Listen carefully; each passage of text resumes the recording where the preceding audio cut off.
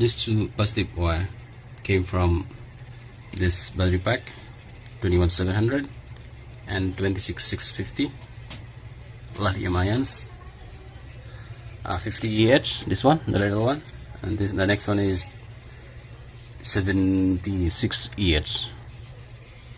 And this is a Life 4 battery, 32700, and also this one, 130 EH and 130 EH.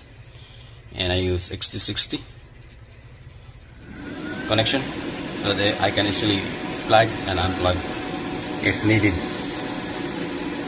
So guys, thank you for watching. I hope you enjoy my video, and if you have any questions in regards to this, can please comment to the comment section box. I will reply as early as my opportunity.